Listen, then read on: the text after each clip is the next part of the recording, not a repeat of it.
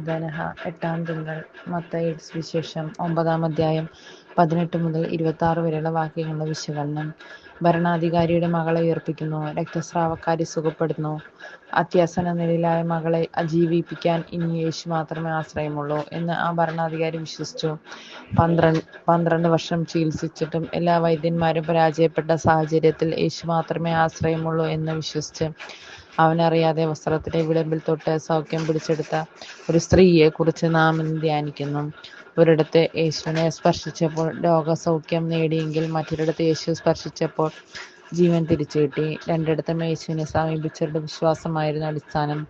ഋതുകാലം മനുഷ്യന് ദൈവം നൽകിയ അനുഗ്രഹമാണ്.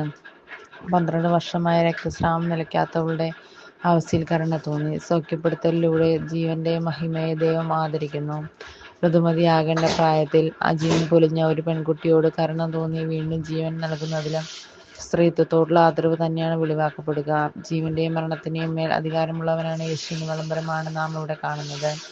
ഭാവിയിൽ അവനെ കുരിശിൽ തറയ്ക്കുക എന്ന് ആക്രോശിക്കുന്നവരുടെ പ്രതിനിധിയും അവനെ കുരിശിൽ തറയ്ക്കാൻ നേതൃത്വം നൽകുന്നവരുടെ പ്രതിനിധിക്കും വേണ്ടിയാണ് ഈ അത്ഭുതങ്ങൾ നടക്കുന്നത് എന്ന വിരോധാഭാസവും നാം ഇവിടെ കാണുന്നു.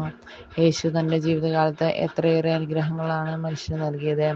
പക്ഷേ ആവശ്യനേരത്ത് അതൊന്നും ഉപകരിക്കാതെ പോയി. മനുഷ്യനെയും അവന്റെ ചിന്താഗതിയും അറിഞ്ഞുകൊണ്ട് തന്നെയാണ് ഇതൊക്കെ അവൻ ചെയ്തിരുന്നത്. ദുഷ്ടന്റെയും ശിഷ്ടന്റെയും മേൽ ഒരുപോലെ മഴയും വെയിലും അയക്കുന്ന കരുണാമയനായ ദൈവമാണ് അവിടെ